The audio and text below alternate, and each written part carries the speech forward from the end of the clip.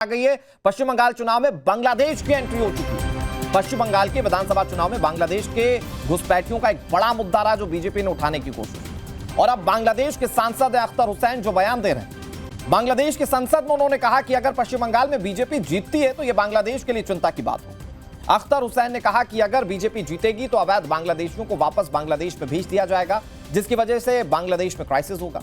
Akhtar Hussain national citizen party के सांसद है।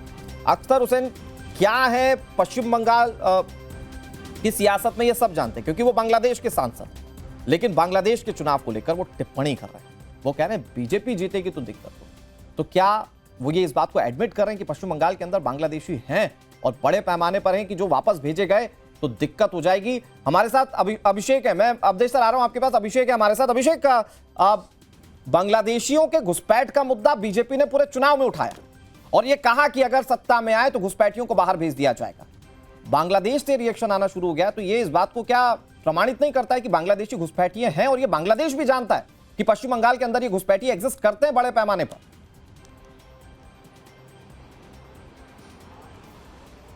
देखिए, निश्चित रूप से घुसपैठ एक बड़ा मुद्दा रहा है इस चुनाव में। चाहे गृह मंत्री अमित शाह की बात करें, प्रधानमंत्री मोदी की बात करें, उनके जो प्रथम 3 एजेंडे जो हैं, जो सरकार बनने के बाद वो पूरा करेंगे, क्योंकि लगातार बीजेपी की तरफ से आरोप लगता आ रहा था कि टीएमसी जो है, ममता बनर्जी जो है, वो जमीन नहीं दे रही थी प्रॉपर फेंसिंग कराने के लिए और इसी कारण से बीएसएफ अपनी प्रॉपर फेंसिंग जो है वो नहीं कर पाई और घुसपैठ जो है लगातार बढ़ता गया। इस बात से इनकार नहीं किया जा सकता कि पश्चिम बंगाल के अंदर जो अवैध घुसपैठी है उनकी संख्या है और लगातार इसी कारण से लगातार उनके ऊपर कार्रवाई भी हमने देखी है। लेकिन जिस तरीके से ये पूरा चुनावी माहौल जो है वो एक घुसपैठ के ऊपर रहा, गृह मंत्री अमित शाह लगातार कहते रहे कि अगर हमारी सरकार आएगी तो हम इनके ऊपर कार्रवाई करेंगे, इसके अलावा इनको वापस भेजेंगे और ये भी कहा कि जहां भी फेंसिंग नहीं है वहां पर फेंस कराया जाएगा। अब जो बांग्लादेश से स्वर निकल रहा है, जो आवाज निकल रही है, ये अपने आप में इस बात को तस्दीक करता है, इस बात को प्रूफ करता है कि यहाँ पर घुसपैठ जो है वो रहा है। और यही कारण है कि न्यू टाउन में भी जब हमने एसआईआर के बाद रिपोर्ट किया था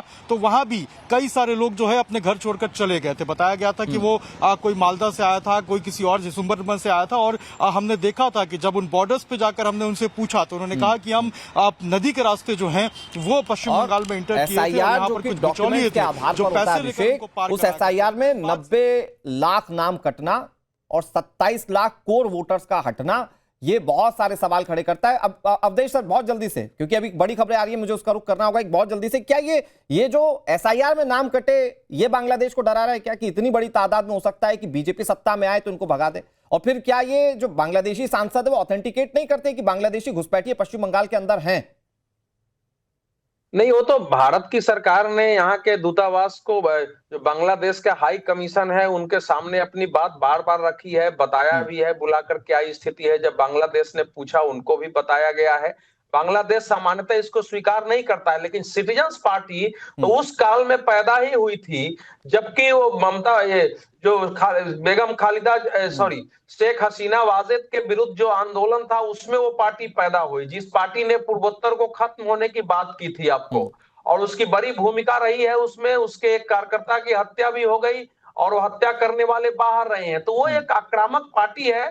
इस समय की बांग्लादेश की सरकार शांति से और भारत की सरकार मिलकर अपने संबंधों को कर रही है। बांग्लादेशी घुसपैठियों की समस्या हमारी समस्या है। अब उनको बुरा लगे अच्छा लगे, उससे भारत का लेना देना नहीं है। True sir. अगर जो पकड़े जाएंगे उनके लिए जाएगा। तो ये एसआईआर में नाम कटना क्या वजह है कि बांग्लादेश डर गया है? नहीं, इसको डरना नहीं कहते हैं। मालूम है उनको कि भैया, अरे वो सब क्या है कि ये जो सिटीजन्स पार्टी जो है ये जो है मिलिटेंट एलिमेंट की तरह है वहां। इस समय उनको वोट भी कम मिला है। उनका जमाते इस्लामी के साथ उनका गठबंधन भी, दोनों मिलकर चुनाव लड़े, ये भी बात हुई थी। तो ये सारी पार्टियां उठाती रही है। तो मान के चलते हैं ना कि नॉर्थ ईस्ट हमारा ही है, बंगाल का एक बड़ा पार्ट मुर्शिदाबाद, मालदा, उसके आगे दिनाजपुर, ये सब ग्रेटर बांग्लादेश का हमारा भाग है। और वैसे वो नक्शा जारी करते रहे हैं। तो उनका वो तो एक लंबी उनकी सोच है। ठीक है, लेकिन वो बहस चलेगी वहां।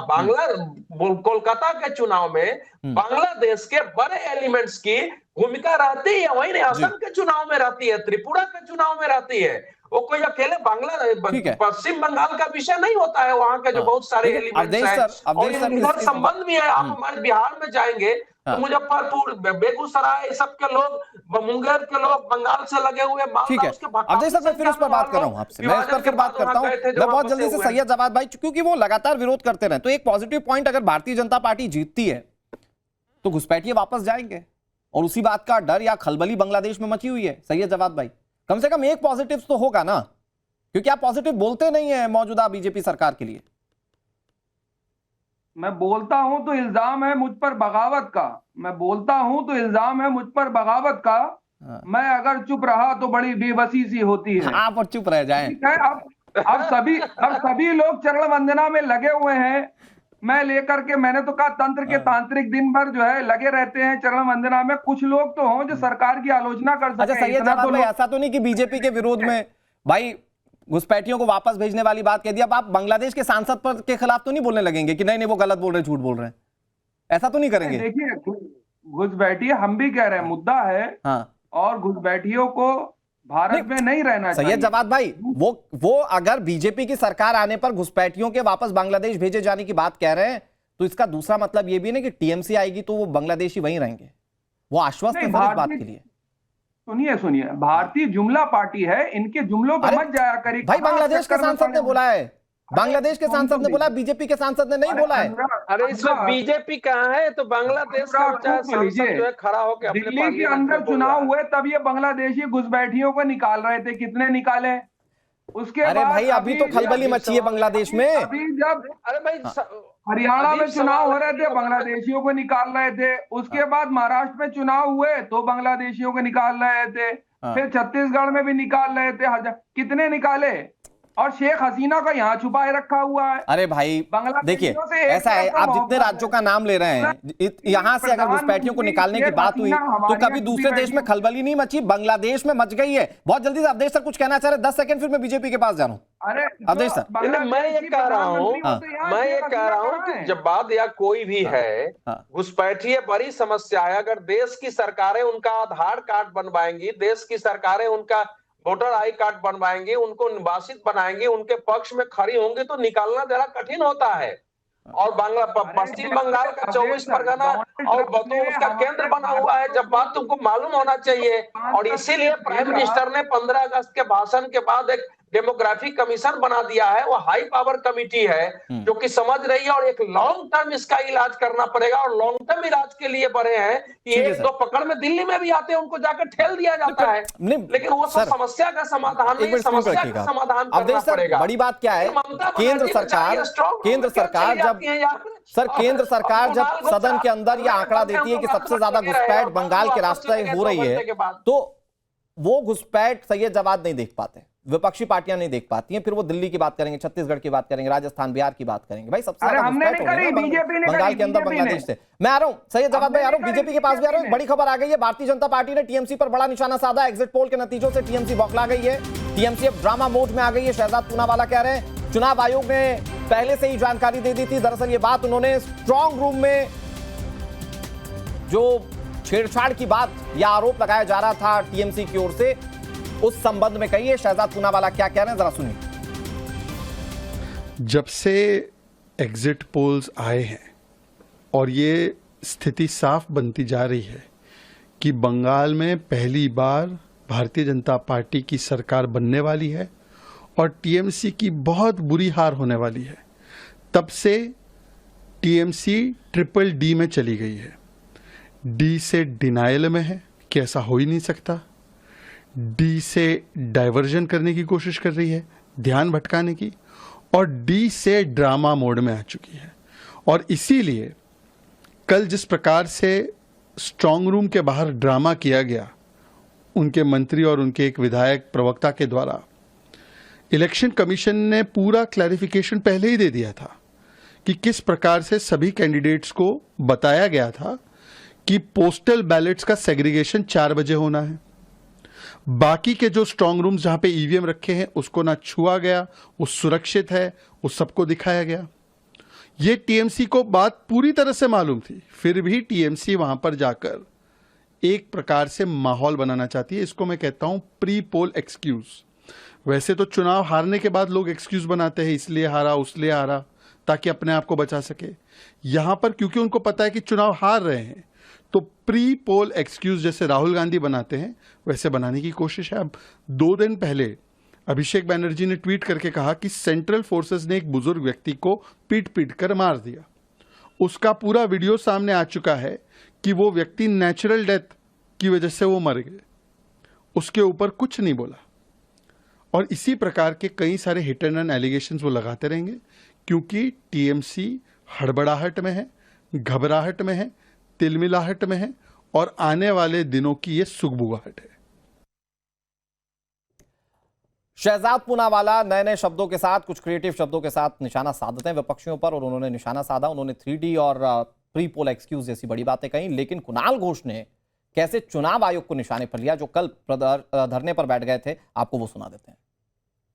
And now what they done yesterday, so we apprehend anything may happen anytime. We are confident about our win. Mamata Banerjee is going to win the election with huge majority, but this monitoring is very much necessary. And ये अब देखिए fort बना दिया है, अभी पूरा fort बना दिया। लेकिन ऐसा है कि इलेक्शन कमीशन तो पूरा भाजपा के लिए कम कर रहा है, तो बाहर में फोर्ट है, लेकिन अंदर में इसी का जो पब्लिक है, जो आदमी है, वो तो भाजपा का तरफ ही कम करेंगे, भाजपा के लिए कम करेंगे। इसीलिए हम लोग थोड़ा बहुत ज्यादा मॉनिटरिंग, काल जो सीसीटीवी का काल जो स्क्रीन में मूवमेंट था, स्पेसिफिकली हम वो देखने आए थे, वो मूवमेंट किस जगह पे है। अभी मूवमेंट नहीं है, लेकिन हमारा पास अभी एक इंफॉर्मेशन आया कि 5 PM करीब 5 PM फिर से एक मूवमेंट हो सकता है, क्योंकि आज 5 PM थोड़ा मूवमेंट हो सकता है, क्योंकि और थोड़ा पोस्टल बैलट आने वाला है। This is not only for my constituency Beliaghata, this is also for many other assembly constituencies. तो यहाँ पर क्या होगा, किधर से आ रहा है बैलट पेपर, ये टेम्पर्ड। देश में एक मौसम विभाग है, कब बारिश होगी, कब तूफान आएगा, वो आजकल सटीक जानकारी 3 घंटे पहले आप लोगों को मोबाइल में मैसेज दे देता है। और कब ईवीएम में छेड़छाड़ होगी, ये बताने वाली तृणमूल कांग्रेस है। आज शाम को 5 बजे छेड़छाड़ होगी, तृणमूल कांग्रेस को पता है। खैर, माधवी अग्रवाल जी, एक तो ये जो कुणाल घोष आरोप लगा रहे हैं कि भाई छेड़छाड़ होने वाली है, इसलिए हमें जाकर मजबूरन स्ट्रांग रूम में बैठना पड़ा, एक तो ये, और दूसरा वो जो घुसपैठियों वाला तीर आप लोगों ने छोड़ा था, वो पश्चिम बंगाल के लिए सही जगह पर लगा या नहीं लगा, वो बात की बात है। वो बांग्लादेश में सही जगह पर लगा, ये पता चलता है, और इसीलिए बांग्लादेश में खलबली है कि बीजेपी आई तो घुसपैठिए बाहर जाएंगे। बिल्कुल अनुराग जी, ये देखिए, ये बता रहा है कि इनको हार का डर सता रहा है। और जिस तरीके से बार बार हम कह रहे हैं कि एकदम पारदर्शिता से इस बार चुनाव की प्रक्रिया सारी संपन्न हुई है, उससे इनकी नींदें उड़ी हुई है। अब इनको किसी तरीके से ड्रामेटिक पूरा बंगाल में करना है, ड्रामेटिक सिचुएशन बनानी है। बिल्कुल सही बात है कि ये 3D पर चले आए हैं। और देखिए, सबसे बड़ी बात है कि कांग्रेस के लिए पाकिस्तान में पेट में दर्द होने लग जाता है और पश्चिम बंगाल के लिए बांग्लादेश में पेट में दर्द हो रहा है। तो ये तो बताता है, साबित होता है कि घुसपैठियों की जो संख्या आप देखिए पूरे भारतवर्ष में पश्चिम बंगाल। अगर माधवी जी एक लाइन में पूछूं, क्या इस पैनल में भी बैठ के किसी को दर्द हो रहा है क्या बांग्लादेश की बात से? बिल्कुल, मुझे तो लगता है वो जब भी पैनल पे किसी पे बैठते हैं उनके पेट में हमेशा दर्द होता रहता है, तो वो उनका अपने दर्द का इलाज भले ही करते रहे, लेकिन सच्चाई तो ये है कि देश के पेट में दर्द नहीं होना चाहिए। और देश का पेट दर्द तब नहीं होना चाहिए। माधवी जी, मैं एक बात, क्योंकि वक्त इतनी इजाजत दे रहा है अवधेश सर, सही जवाब भाई, माधवी जी आपका बहुत बहुत शुक्रिया। दर्द तब नहीं होना चाहिए जब घुसपैठियों की बात हो। भाई घुसपैठिए हमारे देश के हैं ही नहीं, बाहर जाएंगे, चुनाव जीती बीजेपी, बाहर जाएंगे। इस बात से अगर बांग्लादेश भी आश्वस्त है, हमारे देश के लोग भी आश्वस्त है, तो इससे अच्छा क्या हो सकता है। और अगर टीएमसी भी जीते तो वो भी घुसपैठियों को बाहर करे।